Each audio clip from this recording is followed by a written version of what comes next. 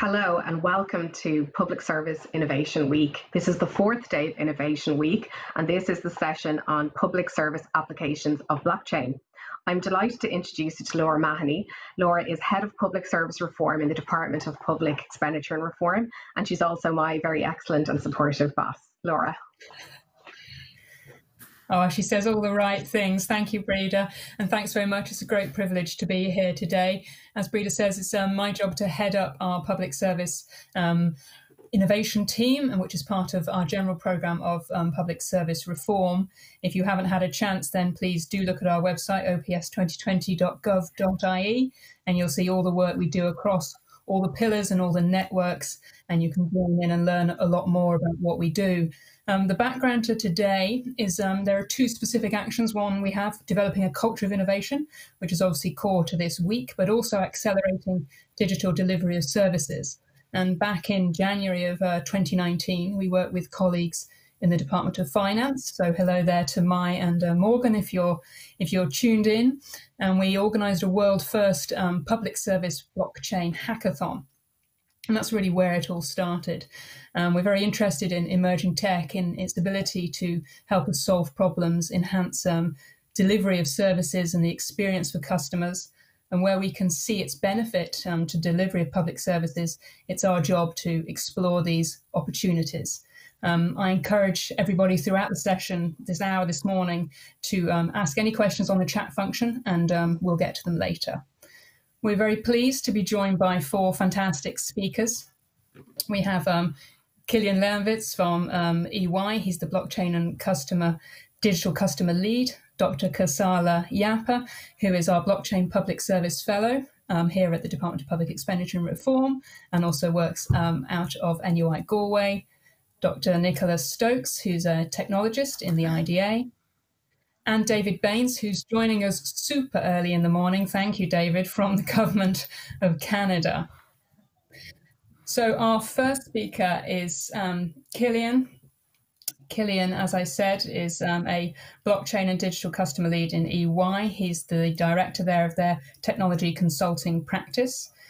He's recently collaborated with me. We worked a lot together over the summer in this format, where he helped us develop our innovation strategy for the public service. Previous to joining EY, he was director in another Big Four firm, where he co-founded and co-led the EMEA Blockchain Lab, which is in Dublin. He's managed blockchain projects from ideation to delivery for the last 5 years. Previously, he's worked with Fenego, which is a fintech firm, and in client onboarding in KYC, where he was global head of digital, and in client solutions consulting, as well as with DST Systems, which is now SSC, where he was a sales lead for Southeast Asia. So Cillian will talk to us about really the real basics, what it is and what blockchain can do for us. Thanks, Cillian. Thanks, Laura, and hi, everybody. It's great to be here as part of Innovation Week. I suppose what I want to just to take people through, I suppose, the blockchain and where we see it would. So if we click to the first slide, I think really blockchain is sometimes presented as a very nebulous concept. It has been shrouded in, I wouldn't call it secrecy, but definitely a language which hasn't been that amenable or that feasible to the typical person. When we hear things like Merkle root hashes, Byzantine fault tolerance, it's kind of a concept which seems quite challenging to grasp, and I definitely felt that myself when I started looking at the concept about 5 years ago. So what I want to do today is just try and break it down for people in terms of what does it actually mean, blockchain. And I think one of the processes that everybody in the world has had to deal with, or a lot of people in this country have had to deal with, maybe not everyone in the world, but is buying a house and getting a mortgage. So if we look at the traditional lens, and then we're going to move across to blockchain, hopefully that'll start showing what the difference is and the variety is between traditional technologies, traditional process, and the concept of processing in a blockchain world.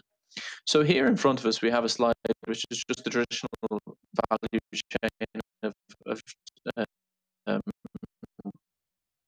seeking a mortgage. So you submit your application, that gets reviewed, you have the loan offer, there's a lot of due diligence bank by solicitors, etc.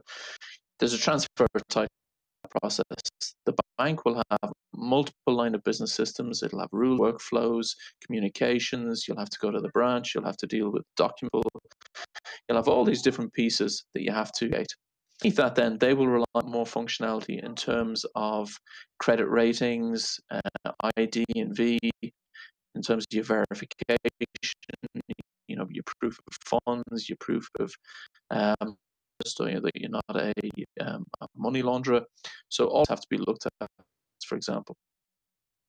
On the other side of the transaction, then you'll have the buyer and the seller. They'll have to have their relationship advisors, typically solicitors. And then in the middle, then to facilitate the exchange of value, you have to have intermediaries. So for example, you might have an auctioneer, an estate agent, and you'll have something like the land registry then, which is proving title. So you can see that it's a highly complex, somewhat convoluted process, which typically takes somewhere between probably six weeks, 8 weeks, right up to 3 months and longer, as anybody who's gone through the pain of the process will know. So if we just click on just for a second, what really this looks like, this process is, it's a linear process. We rely on intermediate trust. It's absolutely, and it is involving the connection of disparate legacy systems. Its efficiency is hugely limited because you're effectively relying on who's above and below you in the process. And ultimately, as a customer, it's suboptimal. I can tell you from dealing with my own bank and my own mortgage just how it was. Click on. What I'm trying to do in the next slide is just talk to what this could look like in a blockchain world. So if we move to the next slide, please. Yep. And if we just click on the next one. So the first thing that we would have in a blockchain world is, instead of having this disparate linear process from left to right, the first thing we would do is we would create a network. And on that network, which effectively is the blockchain infrastructure, you can do a couple of things. So you can secure transactions on that. So because this ledger or this system of record is shared and distributed between everyone, we can share it, and we can move, and we can secure my money if I want, or any that can represent any form of value. And the final thing, as I said, then is just the tokens. So, and those tokens can be for anything. So I could keep a token for my house, my car, right down to the dogs you could tokenize, for example. What will then underpin the functionality then that underpins those kind of high-level capabilities are the ability to develop things like attestations. You can have smart contracts. So this is distributed workflow on the platform itself. The next thing that you can include then are things like zero-knowledge proof. Zero-knowledge proof is effectively just exchanging data without masking data and things like that on the platform. And as I say, you can have tokens. So you can have fractional ownership. So a token, for example, could represent a house. It could represent a fraction of a house. So, for example, instead of owning 100% of my house, I might only need to own 51% of my house because I'll still be the majority shareholder. So if we go to the next piece, what you'll see here is literally what we're doing from the perspective of the transactions and how a mortgage would run on a blockchain. So if we just click on to the next piece, please. So effectively, wait, that's come up. Yeah, it's just loading now. So sorry if you just load all of those.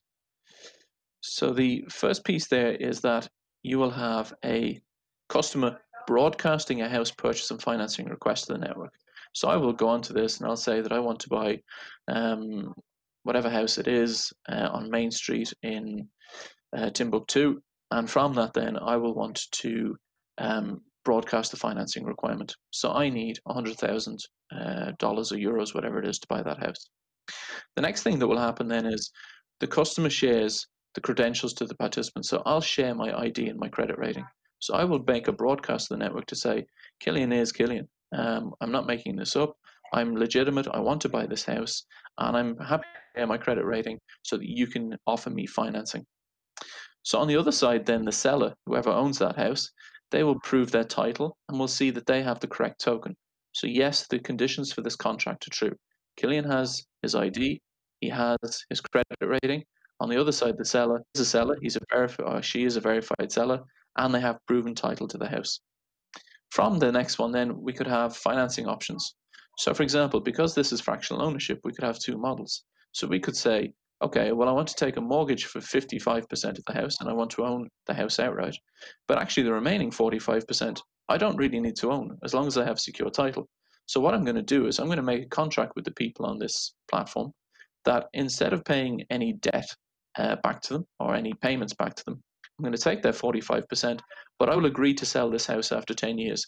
And when I sell it, their 45%, whatever the capital gain is, they will get their equal share back.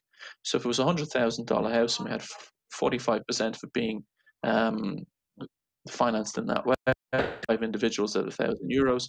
When I sell it for 200,000 in 10 years' time, they'll take 2,000 back. And alternatively, they could sell those tokens and actually create a secondary market for those over time. The tokens, as I say, can be developed, they can be transferred, the transactions can be recorded.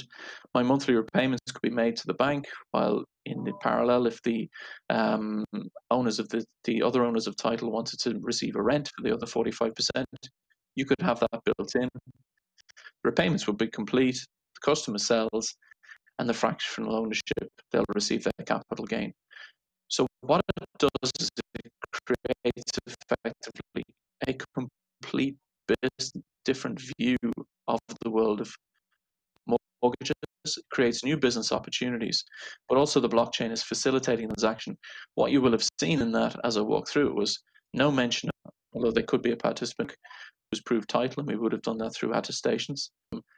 And we didn't really mention either, or the legal company, and obviously changes to be in place tomorrow. But you can see the art of the possible through this network, through its distributed processing, distributed rules, the fractional ownership capability through tokenization, and the development of this network. And that really is what all of this is about.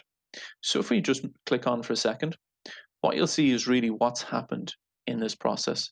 So if we compare this and contrast this to the last example of the traditional value chain, what you can see, instead of a linear process, we now have a 3D connected network. The network is facilitating that transfer and custody of value. There is a full audit trail embedded within the platform itself, within the blockchain. It embeds the rules in logic.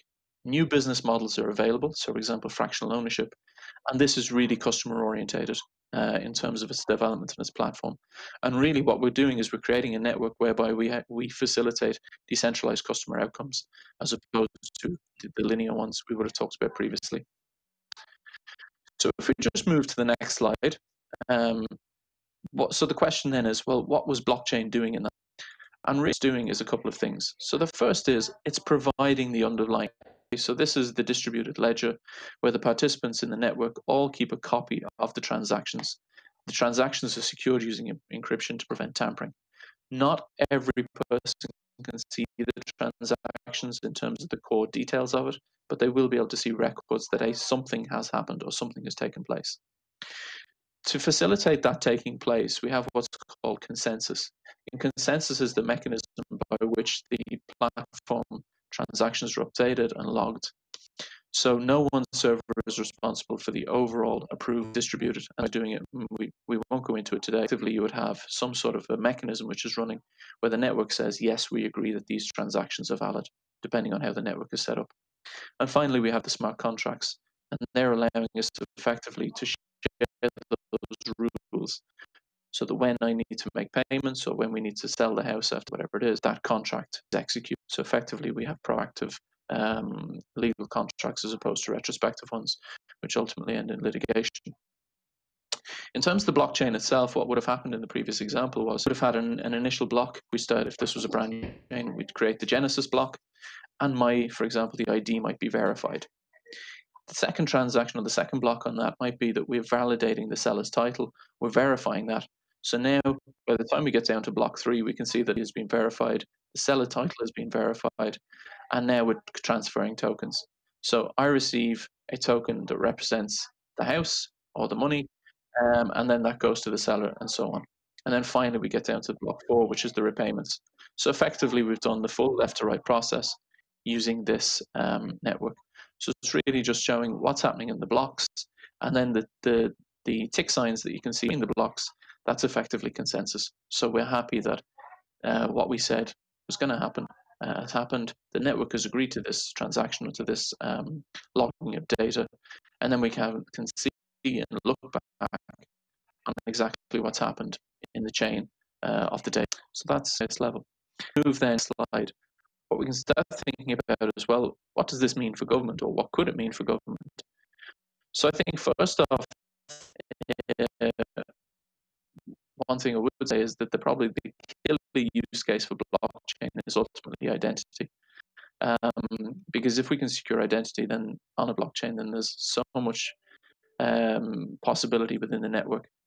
And it's just a case of extension then into different use cases. But other possibilities or other capabilities within the blockchain for government today is effectively the ability to increase transparency. For example, we could eliminate reconciliation in systems, particularly in relation to public funds. Could we produce a public block shares exactly how the Irish government is spending taxpayers' money? Absolutely, we could, and you could set that up if that was a different path. The second thing is real-time visibility for the entire supply chain.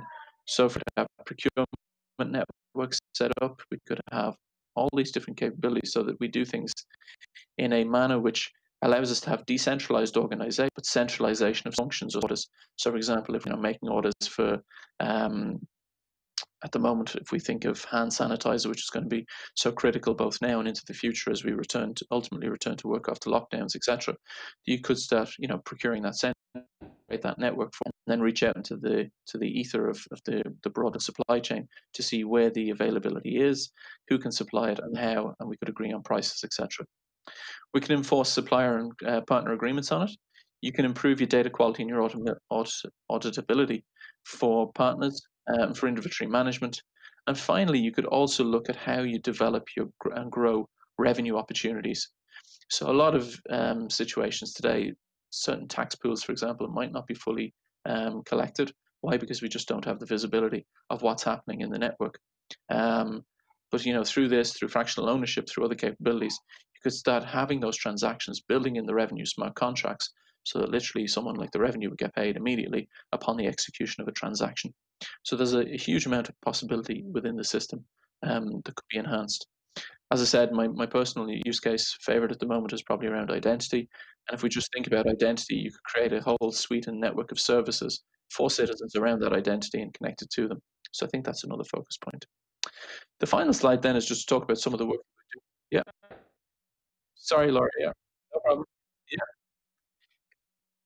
Yeah, it's no problem. So the final slide I was just going to talk about was some work we're doing in relation to this EY Ops Chain Public Finance Manager. It's being deployed in Toronto in Western Australia with the World Bank in terms of aiding that decision making, effectively working as an exchange of information. And I know David is speaking later on about the work that's being done in Canada. So happy to finish it then. Thank you so much for your time. Thanks a million, Cillian. That's absolutely great. And just to remind everybody that there's the chat function there. And if you have any questions on Cillian's or any of the forthcoming presentations, then do put it in the chat function. And also, please remember our hashtag. We're spreading the word on social media, so we're #InnovationWeek. Our next speaker is Dr. Kosala Yapa. Kosala is a blockchain researcher at the Insight Centre for Data Analytics in NUI Galway. He got his PhD in Computer Science and Engineering from DCU in 2012, and he's currently working with us in the Department of Public Expenditure and Reform as a research fellow investigating and developing blockchain solutions for public services. So Kosala is going to talk to us about examples of blockchain, a few spotted examples around the world, but particularly from a public value perspective. And he'll talk about also the live proof of concepts that we're working on now. Thank you, Kosala. Okay, thanks, Laura.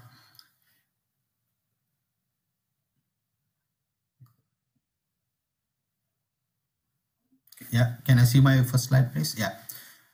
Good morning, everyone. I'm going to talk about blockchain for public services. Citizens have been calling for transparency from governments for centuries. Blockchain technology is becoming a promising technology which can provide transparent and trusted solutions. Can we go to the next slide, please? Yeah. I took this slide from internet. This shows a number of blockchain projects currently happening in the world in production and announced and also in planned. According to statistics, China is taking the lead. Other than these projects and public blockchains available, there are two major infrastructure service projects are happening. One of them is the European Blockchain Service Infrastructure. The other one is the Chinese Blockchain Service Network.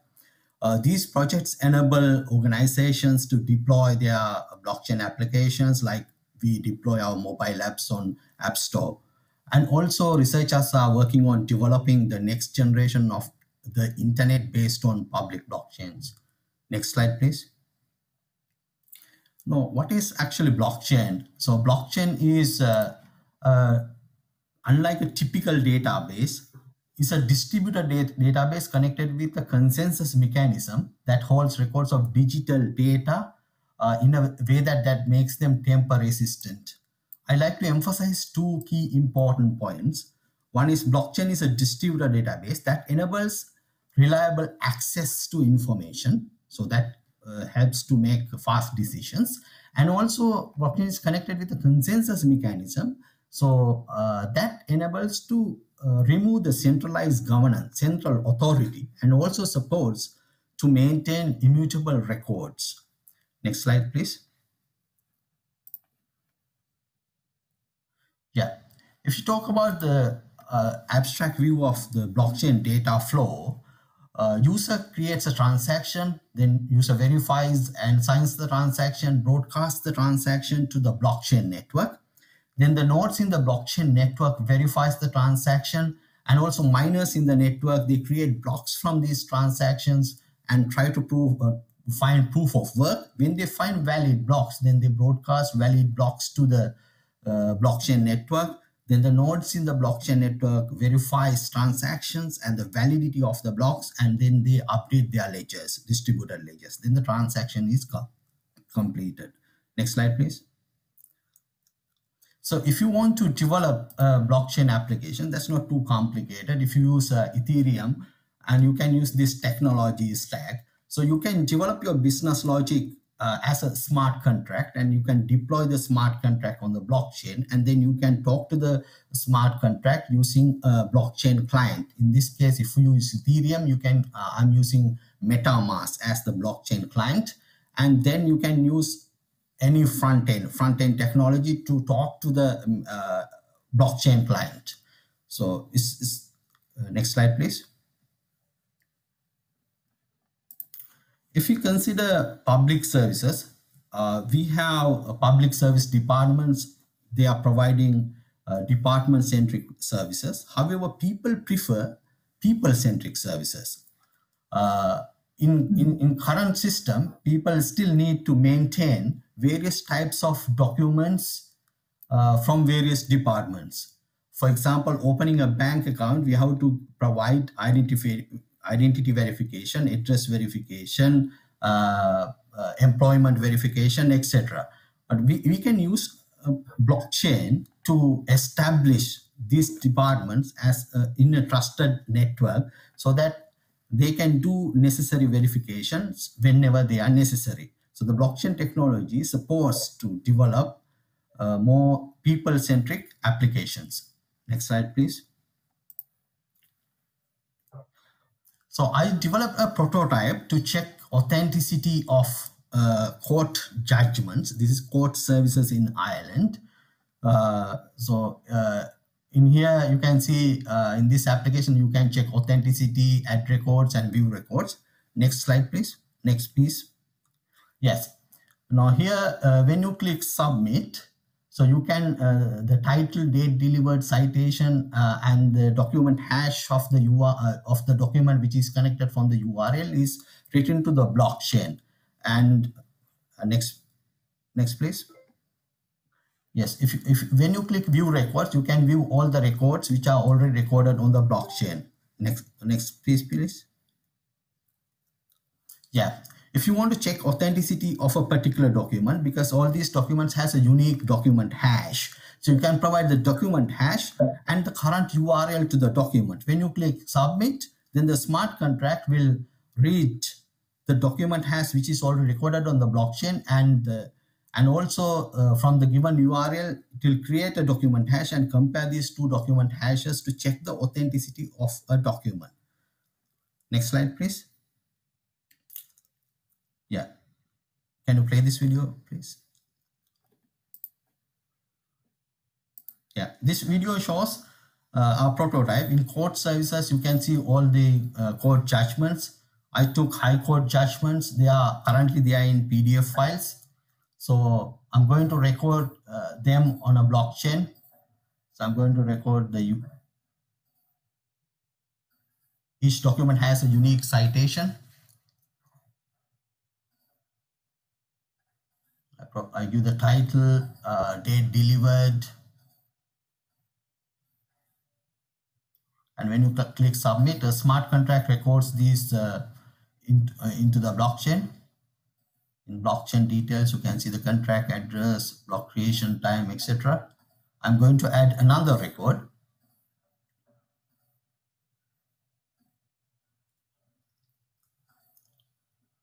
Yeah, you can see both records. And if you want to view all the records which is recorded on the blockchain, you can just click view records and it shows all the records.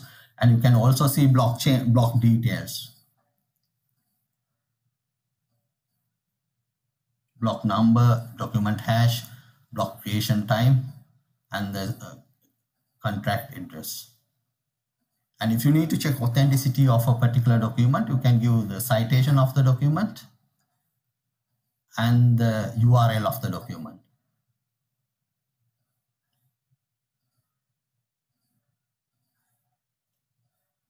When you click submit, you can see it is authentic because I didn't make any change to the document. What I do now is I'm giving a different URL which creates a different document hash. It's like you have made a change to your document.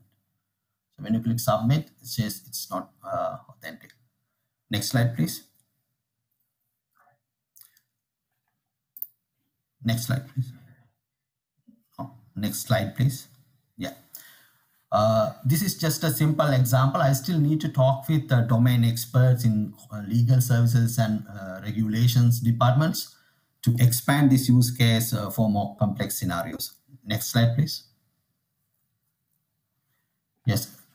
When you see you have a blockchain use case in your organization, please contact us. And it can be a case where you need to improve transparency of activities, documents, or manage distributed trust, or manage authenticity of documents, or provide traceability of items, activities, or documents, or improve reliability of accessing information, or eliminate intermediaries, or stop double spending like activities. Thank you. Thanks a million, Kosala. That was great. And, we emphasise Kosala's ask to send him in some proofs of concepts and get working on them. Our next speaker is Dr. Nicola Stokes. Nicola is a technologist with the IDA, and she's a technologist for international financial services. Do we have Nicola? Yes, I'm here. Thanks, Laura. Very well. Financial technology investment opportunities in insurance, investment management, aviation financing, banking and payments. She was a recent chair of Blockchain Ireland, which focuses on positioning Ireland as an international blockchain hub. She's 15 years experience in managing AI-related RDI projects in lots of domains such as life sciences, health informatics, smart cities, media analytics. Her doctorate's from UCD in AI and statistical natural language processing. And she's going to talk to us today about how blockchain is being used in the private sector and how this growing community is helping in regulatory compliance and digital identity and audit, etc., and the value add that that work might have for the public sector. So, Nicola, thank you. Thanks a million, Laura. Thanks for that introduction. So yes, as Laura said, I'm the technologist in IDA for International Financial Services. And as part of my role in IDA, I'm tasked with winning new financial technology foreign direct investment opportunities for Ireland. And blockchain is an important part of Ireland's technology value proposition. So if you could just go on to the first slide there, please. So this is just a quick snapshot of some of the technology companies in the ecosystem that make up our blockchain community. This community is supported by organisations like ourselves and Enterprise Ireland and Technology Ireland ICT SkillNet, and industry groups such as Blockchain Ireland and BlockW, which provide the networking and educational and information sharing opportunities to Ireland's blockchain ecosystem. IDA Ireland has had and has seen significant growth in blockchain foreign direct investment in recent years, with the opening of the Blockchain Research Lab, labs in companies like Citi and JP Morgan, and Fidelity, MasterCard and Deloitte. We've also had a number of new investments in the last year. For example, R3, a blockchain infrastructure provider, opened an R&D office in Dublin, creating 50 jobs. We also have Overstock in Sligo and MasterCard in Dublin in the last year announcing expansions in the area of blockchain. And hopefully I'll be able to give you a little bit of insight into the type of projects that they're working on. So Ireland also has a vibrant academic community in blockchain that provides a talent pipeline to industry and offers opportunities for research collaborations through research centres, which have already been mentioned, ADAPT, CEDAR and Insight. And as Kosala said, he's actually from Insight and is a great example of one of their graduates. So next slide, please. Thanks. So yeah, today I was asked to comment on private sector applications of blockchain. And as many of you will already know, Bitcoin was the first working example of a blockchain implementation.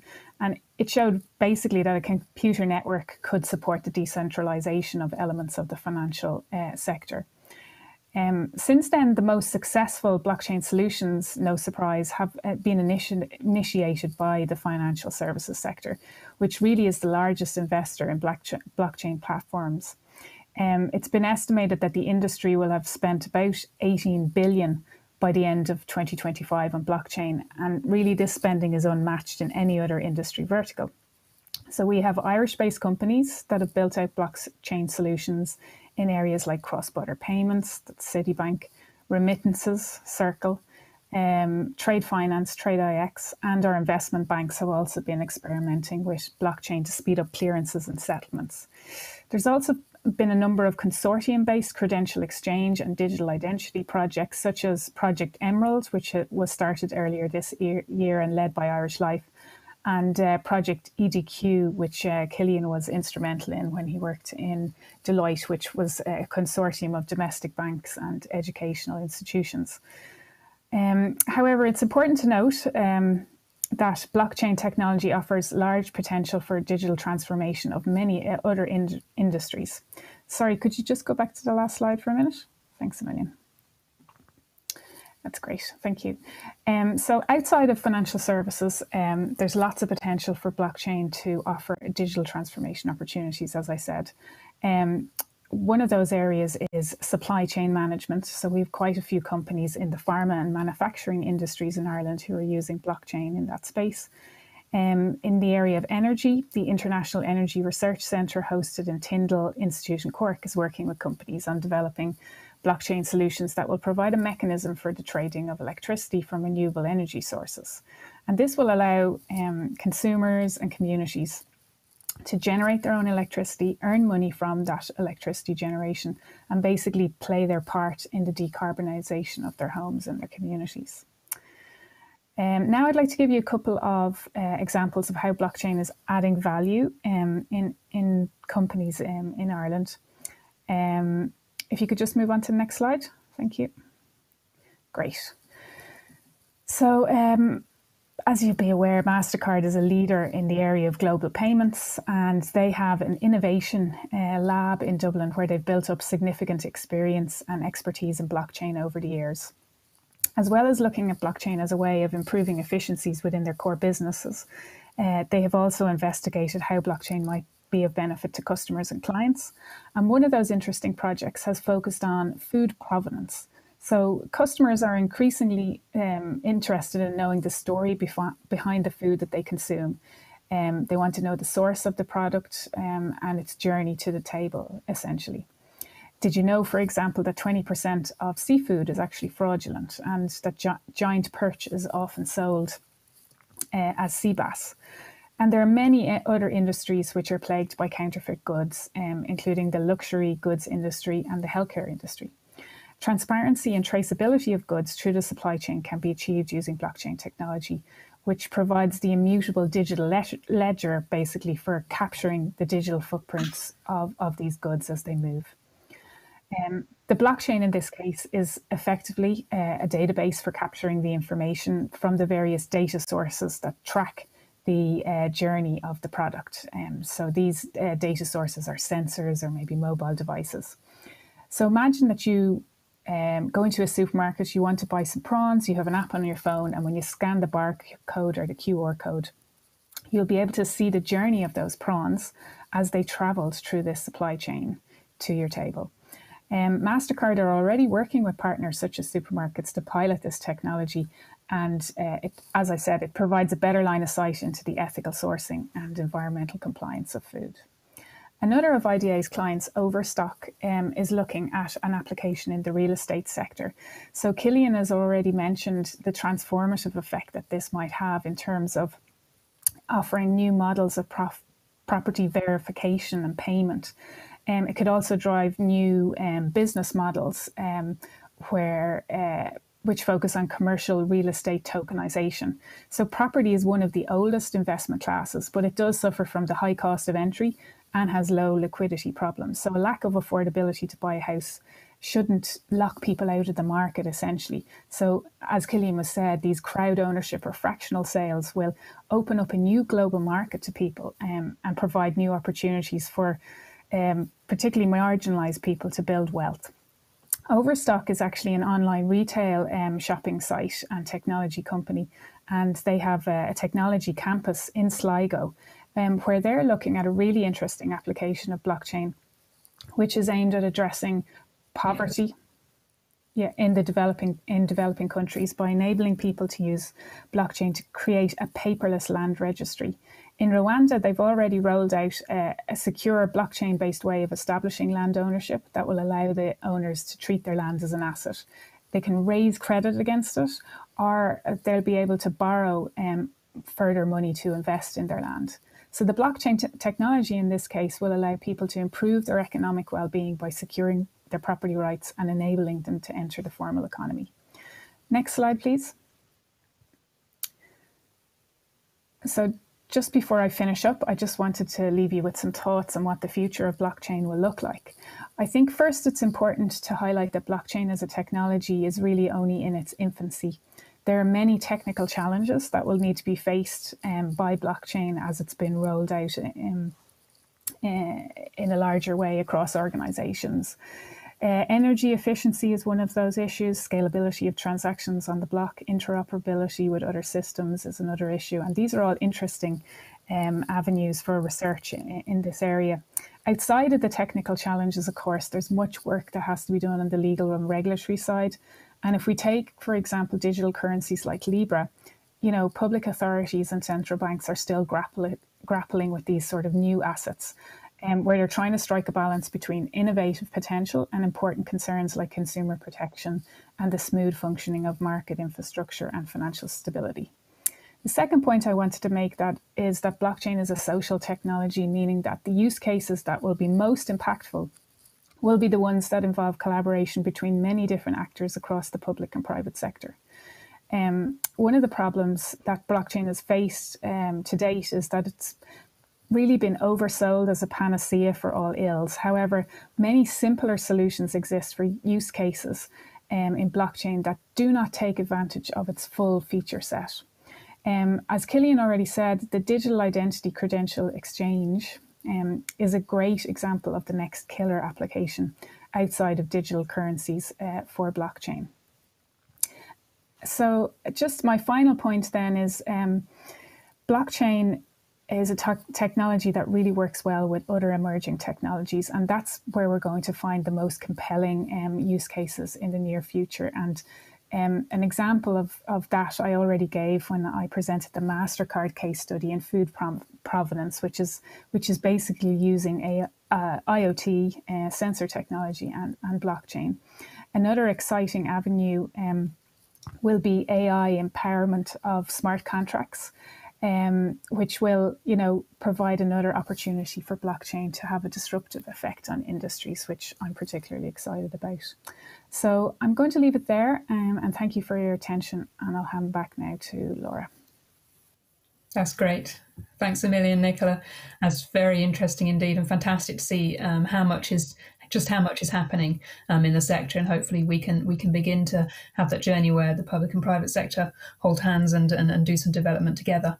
Our final speaker, and last but by no means least, is David Baines. David is joining us all the way from Ottawa, and it's super early, and we really appreciate him getting up, and I don't think he's even had his breakfast to join us this morning. David is an innovation specialist with the Government of Canada. He's a public servant with the Department of Employment and Social Development, working on for the IT research and prototyping team, and they investigate and educate the department in cutting-edge technology. Previously, David worked with the Deputy Prime Minister's Task Force on Public Service Innovation, with a responsibility particularly for researching emerging tech, blockchain, and AI. Thanks very much, David.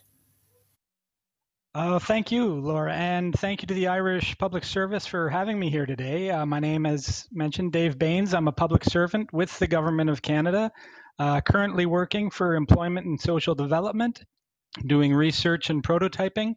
But to start, I'm going to jump into my previous role, and that was with the succinctly named Deputy Minister's Task Force for Public Sector Innovation in the Government of Canada, a group of 16 individuals from different departments in the federal government. There was revenue, industry, defense, all with varied backgrounds, who were tasked with bringing emerging technology to all 16 departments. My first assignment was to look for opportunities and encourage the use of blockchain in the Government of Canada. In order to do this, I needed to learn the basics. I wish I had something like Kosala's slides at that point, but one thing I did learn was a quick way to explain the concept to anyone unfamiliar with the technology.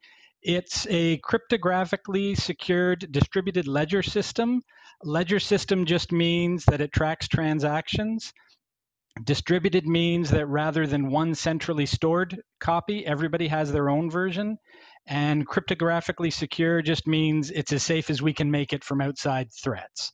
Also, I was told repeatedly that blockchain is a solution in search of a problem.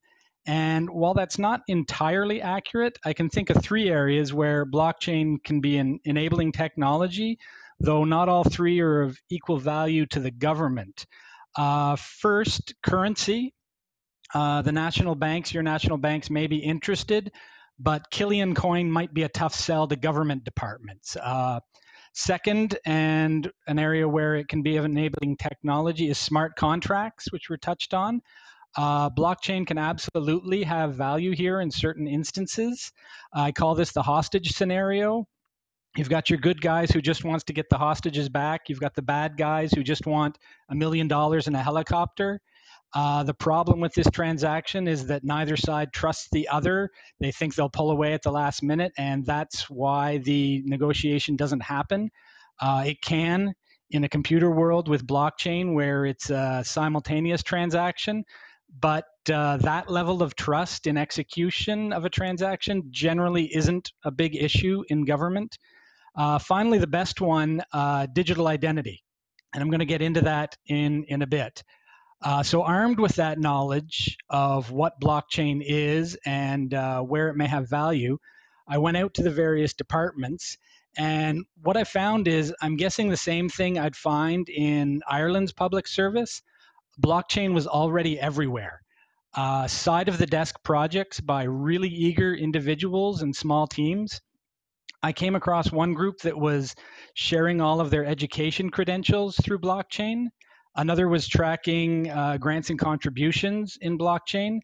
Just a wide variety of small projects, similar to the one that our IT researching and prototyping team ran up in just a couple of weeks, that lets you play noughts and crosses. Now, is an immutable version of noughts and crosses something that you really need? No, most of these projects were instances where you could have just used a database. But from a learning and experimentation standpoint, it was a phenomenal job that was being done already. And there were a couple of bigger projects I'm going to speak to. One done by the province of Alberta. And similar to Ireland, Canada consists of a number of provinces and territories. That's going to be important in a minute. Alberta was developing the My Alberta Digital Identity Program, MADI, and that gives you access to many Alberta government sites and services. Similarly, the province of British Columbia had VAUGN, the Verified Organization Network, and that was using stored and shared trustworthy data on organizations within British Columbia. But in the cases of these projects, as well as many of the smaller ones I mentioned, the data was siloed. One specific group owned it, and that's a problem. So while these apps were nice, had potential, they weren't that killer app that some countries already have for blockchain. And it became apparent that the reason we couldn't come up with a killer app at the federal level in Canada was foundational data. Foundational data is what defines you as you and only you. I can go online and create daveincanada@gmail.com and davidincanada@gmail.com. They're both me. They have value as identifiers, but they don't define me. They're not foundational. And in Canada, foundational data is not generally held at the federal level. When you're born in Canada, it's the provinces that issue a birth certificate. And while there's a public perception that either the government has your information or it doesn't, that's not actually true. It needs to be shared from level to level to level. And without the foundational data, it's problematic to establish a blockchain-based digital identity project. Just a quick aside, there actually is one unique identifier for citizens at the federal level in Canada, and that's the social insurance number. I met actually with a group of policymakers around the possibility of using the social insurance number, and they said no, absolutely not. I said, well, okay, but I'm the innovator. I'm supposed to be challenge everything, question everything, the think outside the box guy. No, absolutely not, they said. And the reason was, when the social insurance number was established, there were rules about what you could and couldn't use it for. And as I've been learning with time, putting rules in place at the beginning about what you can and can't do with a person's information is an absolutely good thing.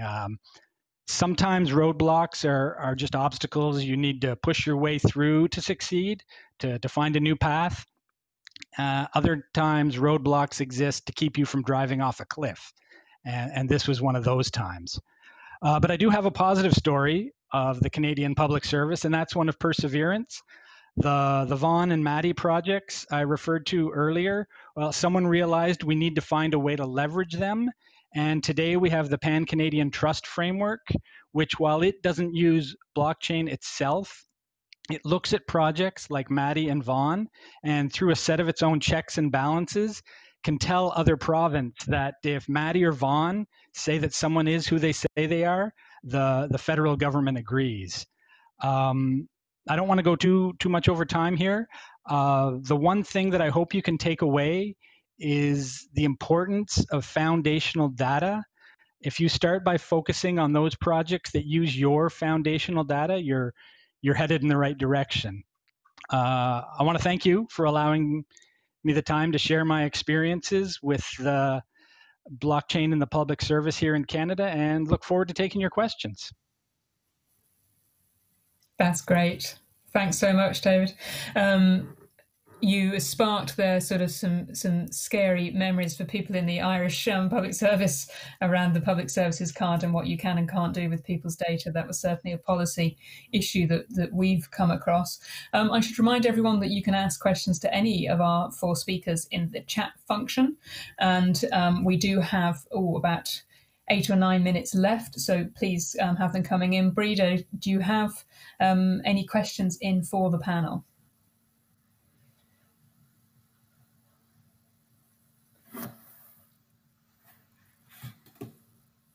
Oh, we haven't got Breda's sound there. You on mute, Breda? I'm actually on mute. Thanks for that. I might. It wasn't me for a change. Sorry about that. So I might combine 2 questions that have come in that are quite similar. So Giovanni says, all speakers talk about blockchain and financial services. Can blockchain be used for something else? And then there was another one from Florence who says, really interesting presentations. Where do you think blockchain could be used in the public sector? So maybe that we could maybe open that up. Does anybody want to take that? Public sector application. I'm happy to start. Yeah, so happy to start. So I think in reality, the blockchain, we probably talk about it in financial services because that's where it's kind of had its initial baptism, so to speak. You know, if we think back to Bitcoin world, right, that was all around you know, the start of blockchain and that movement of payments and supporting payments. In reality, though, there's so many other ways it could help. Just putting either together data, working as a data exchange. So, for example, develop a full view for a citizen of all their interactions with the state. Could you do that to create a single customer view of all the different departments, to create a collected service proposition and a better customer experience for them? So, for example, maybe it's a bad example, but or a sad example. But if we think about domestic violence in particular, there are so many agencies that could be involved there, from social workers through to guards to courts. To enforcement, parole officers, liaison officers, etc. Being able to develop that collective view of that data could be really powerful, and particularly combine that in a trusted way, in a trusted manner. I think other things, you know, the state does make a huge amount of payments, whether it's social Department of DASP or the Department of Agriculture and Marine. Could you start making payments through those channels as well? I think there's so much voting as well. I know there was a long history in this country of e-voting, and we won't talk about that. But if we look at voting, proxy voting, even the ministerial votes, cabinet votes, could you publicise those to make sure there's a level of transparency about them? Dáil votes, Oireachtas votes, etc. So I think there's many. David probably has a lot better examples from the public services than myself, but those would be my initial thoughts for sure. That yes, it's kicked off in financial services, I would say. David, do you want to come in there? Katie had also suggested, are there any plans within the Irish government to track expenditure using blockchain? So that sort of feeds into Cillian's point there. But David, do you have anything that you might like to add to that? Sure. And, you know, we've talked a lot about digital identity as being one that has a lot of opportunities.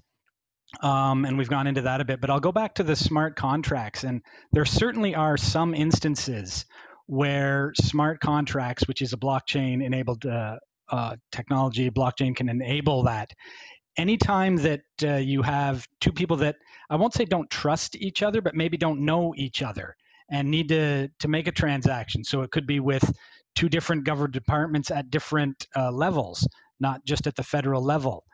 Anytime you have that sort of transaction going on where you want the exchange of assets to be instantaneous,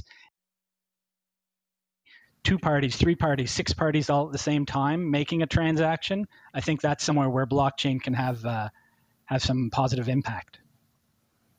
And David, I have a question here for you. Did the Canadian government adopt public or private ledgers? It's used both a lot, and that's a good point that wasn't touched on. The difference between public blockchains, private blockchains, public ledgers, private ledgers. Most government services right now are looking at the private side, And a big difference between the public and the private, it is owned by somebody. A private ledger, blockchain is looked at as being such an anonymous thing, but that's not always the case. You can have privately owned or privately run blockchains that somebody is the owner. And if you're trying to start one up in a government department, being able to assure the higher levels of government of approval that there is an owner and it's you, it makes things a little bit easier. Thanks. There's one here from Padraig. So are there any concerns re excessive energy consumption in the use of blockchain in light of the growing climate change implications? I don't know who wants to take that. Maybe Nicola? Yes, if you're looking at blogs and posts on this is of great concern. And I actually read an article. I'm not sure whether this is true or not, but if you combine the energy usage of Bitcoin and Ethereum at the moment, it uses as much energy as Austria would, an entire country. So there are massive concerns at the moment about the mining activities in the blockchain, which Cillian would have touched on. That's what's actually driving these energy demands. So I think it's one of those areas that it's a research area nearly for the blockchain community to look at this and to look at methods for reducing that energy consumption. But I have to say that that's only for certain implementations. So there's lots of different blockchain offerings and platforms out there,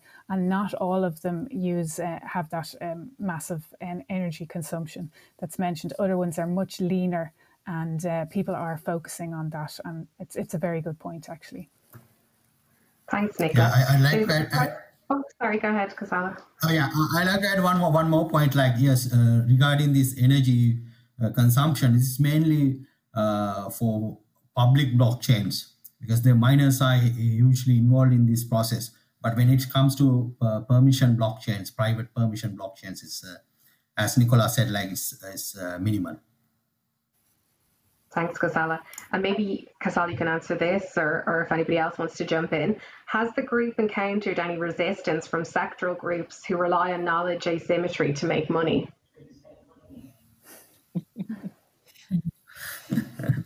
I hear Cillian chuckling. Okay. Maybe Cillian, do you want to come in there? Absolutely. There is no doubt about it. I would say not just knowledge asymmetry, I think there's also value chain protection. There are definitely value chains in the world today that have participants who are providing an intermediary service that if the technology was able to create that trust in a trustless environment, they would be gone, and we wouldn't need them. And yeah, no doubt about it. Do we get backlash, or have we seen backlash in projects that we would have done from different sectors and vested interest groups? Absolutely, absolutely. There's no doubt about that. Thanks, Cillian. So one final question then from Sam, who wonders where would be a good place to start on your blockchain journey. I assume in the public service. Any tips? My personal tip would be to contact my colleague Phil McGrath in the Department of Public Expenditure and Reform. Laura, anybody else want to jump in on that? Where would be, brand new to blockchain, where should we start? Well, I'll let I come in. Please ask.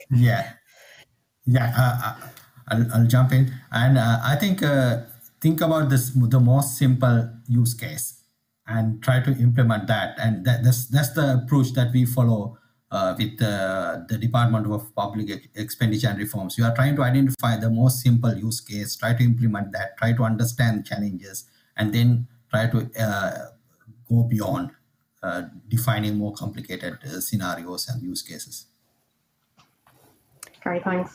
Just on my side there, I'd recommend joining some of the industry groups that are out there, like Blockchain Ireland and BlockW.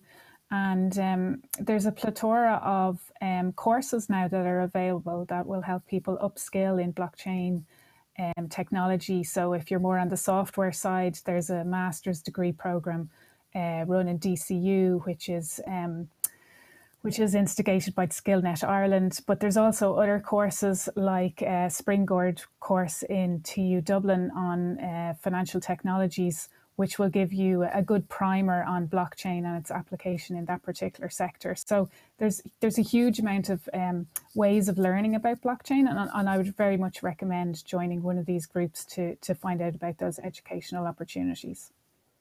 Thanks, Nicola. And I might just pop in there to say my colleague John O'Donoghue, who works with Philip, has popped up a comment to say there's a blockchain page, thanks John for reminding me, on our emerging tech section of our website, ops2020.gov.ie. Go to Innovation Hub and then you'll see emerging tech box. Click there and you'll find out more information. I might pass back to Laura now to close. Thanks. That's great. And thanks, Nicola. And we might take those details of those courses and put them on our emerging tech page. John can merge them into that page. So I want to reiterate Kosala's ask. We are very interested in working and expanding our knowledge and piloting some use cases in this area, so please do contact us. And I should thank SFI for enabling us to use Kosala's expertise as a fellow for this year. Thank you to Breda and to Vinny for their energy and their support this week, and to Lumio for everything they're doing behind the scenes. In 2 hours' time at 2:30, our next session is with OPSI, the Observatory of Public Service Innovation, run by the OECD, with brilliant worldwide examples of government innovation. Breda there referred to our colleague Philip, and Philip McGrath has a really interesting session tomorrow morning. You can see how his brainchild of emerging tech a couple of years ago is making real impact on the ground through our RPA framework, and that session is on tomorrow morning. So finally, thank you very much to all of our speakers, and thank you everybody for tuning in.